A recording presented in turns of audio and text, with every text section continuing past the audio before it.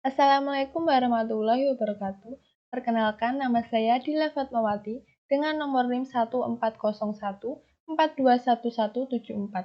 Pada kali ini, saya akan menjelaskan materi tentang perkembangbiakan manusia dan hewan untuk memenuhi tugas individu pada mata kuliah Konsep Dasar IPA yang diampu oleh Dr. Sri Sulistiorini, MPD.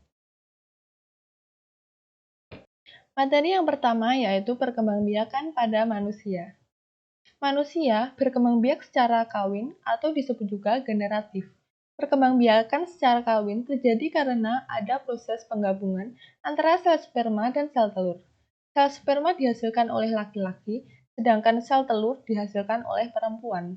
Pertumbuhan dan perkembangbiakan manusia dimulai sejak penggabungan antara sel sperma dan sel telur yang membentuk zigot. Zigot merupakan cikal bakal dari individu baru. Pertumbuhan dan perkembangan berlanjut hingga manusia dewasa dan akan mengalami penuaan. Pertumbuhan dan perkembangan pada manusia secara umum terjadi dalam dua tahap. Yang pertama, pertumbuhan dan perkembangan manusia di dalam rahim. Pertumbuhan dan perkembangan manusia di dalam rahim dimulai ketika terjadi penggabungan antara sel sperma dan sel telur. Rahim hanya dimiliki oleh perempuan. Jadi, pertumbuhan dan perkembangan pertama kali terjadi di dalam tubuh seorang ibu. Bergabungnya sel sperma dan sel telur akan membentuk zigot. Proses tersebut dinamakan dengan proses pembuahan atau fertilisasi. Setelah terjadi pembuahan, zigot akan terus membelah dan membentuk embrio. Setelah 120 jam dari pembelahan, embrio akan menempel di dinding rahim ibu. Masa pertumbuhan dan perkembangan manusia di dalam rahim disebut juga dengan masa kehamilan. Masa kehamilan terjadi selama kurang lebih 38 minggu. Setelah kurang lebih 38 minggu di dalam rahim, bayi akan lahir ke dunia dan memulai pertumbuhan dan perkembangannya di luar rahim. Kemudian, tahap kedua yaitu pertumbuhan dan perkembangan manusia di luar rahim. Pertumbuhan dan perkembangan manusia di luar rahim atau setelah lahir terjadi dalam beberapa tahap. Tahap pertama yaitu tahap orok. Pada tahap ini dimulai dari lahir sampai usia 2 minggu. Yang kedua, tahap bayi. Dimulai pada usia 2 minggu sampai usia 2 tahun. Yang ketiga, tahap kanak-kanak. Dimulai dari usia 2 tahun sampai pada masa pubertas atau sekira usia 11 tahun. Yang keempat, tahap remaja atau pubertas. Dimulai pada usia 11 tahun sampai 21 tahun. Setelah tahap remaja, manusia mengalami tahap dewasa.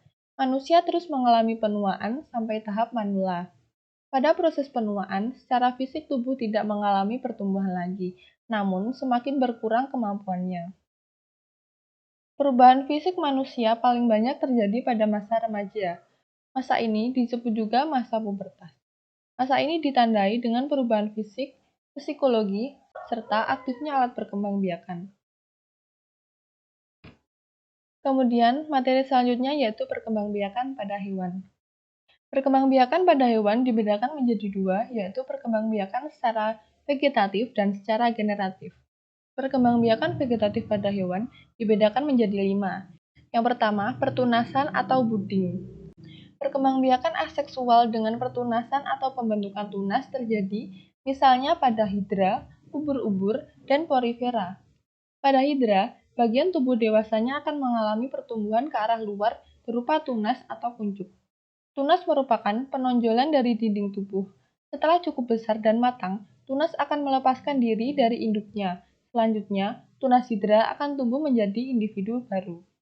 Perkembangbiakan yang kedua yaitu pembelahan sel.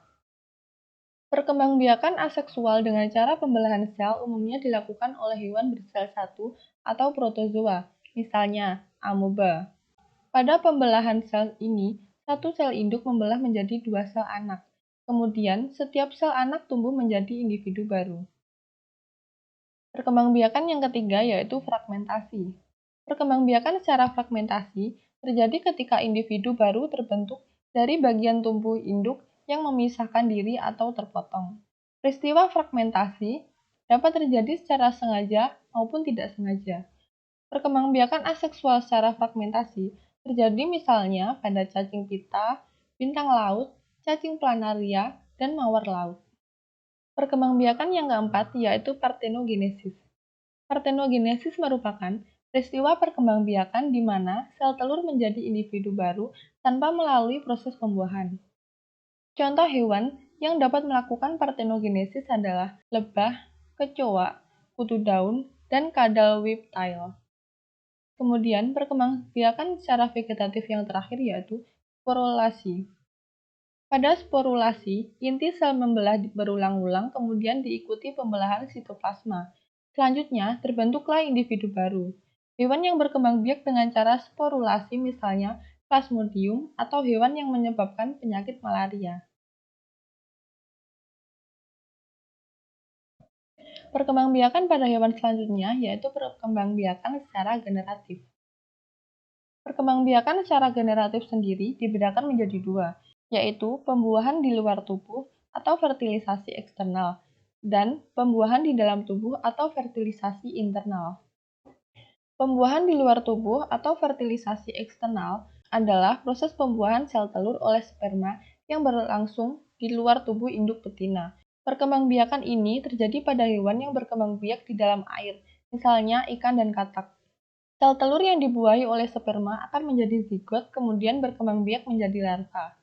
Namun, tidak semua larva berkembang biak menjadi hewan dewasa karena adanya banyak gangguan. Pembuahan di luar tubuh pada hewan dibedakan menjadi dua. Yang pertama, pembuahan eksternal secara acak. Sel telur dan sperma dilepas di dalam air secara bersamaan di sembarang tempat. Sel kelamin yang dihasilkan oleh hewan jantan dan hewan betina sangat banyak. Pada pembuahan ini, kemungkinan sperma membuahi sel telur lebih kecil. Kemudian yang kedua yaitu pembuahan eksternal di dalam sarang. Sel telur dan sel sperma disimpan dalam suatu tempat tertentu atau sarang. Pada pembuahan ini, kemungkinan sperma membuahi sel telur lebih besar. Perkembangbiakan generatif yang kedua yaitu pembuahan di dalam tubuh atau fertilisasi internal.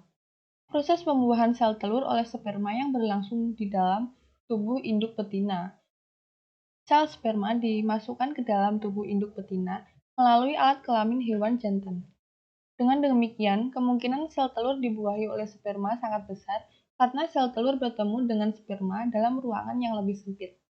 Pembuahan ini biasanya terjadi pada hewan reptilia, burung, dan mamalia.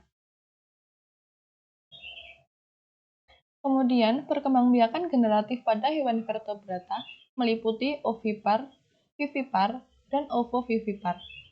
Perkembangbiakan secara ovipar atau bertelur biasanya terjadi pada golongan ikan, reptil, amfibi, dan bangsa burung. Perkecualian pada binatang mamalia yang tidak melahirkan tapi bertelur yaitu binatang berparuh bebek atau platypus. Setelah telur menetas, anak-anak platypus akan menyusu pada induknya. Perkembangbiakan yang kedua yaitu vivipar atau beranak. Mamalia umumnya berkembang biak dengan cara melahirkan anak. Hasil pembuahan sel telur oleh sperma akan menjadi zigot, kemudian bergerak menuju rahim dan akan menempel di dinding rahim dan berkembang menjadi embrio. Apabila pertumbuhan dan perkembangan embrio telah sempurna untuk dilahirkan, maka terbentuklah janin yang akan dilahirkan melalui vagina. Perkembangbiakan yang ketiga yaitu ovovivipar, yaitu bertelur sekaligus beranak. Proses perkembangbiakan ini biasanya terjadi pada beberapa jenis ikan. Pada hewan ovovivipar, sel telur yang telah dibuahi menetas di dalam tubuh induk betina sehingga keluar dari tubuh induk sudah dalam bentuk anak. Pada umumnya, reptilia bersifat ovipar, tetapi beberapa jenis ular dan kadal ada yang bersifat ovovivipar. Telur menetas dalam saluran telur sehingga telur tersebut kelihatan seperti beranak. Berikut adalah sumber yang saya gunakan untuk mencari materi ini.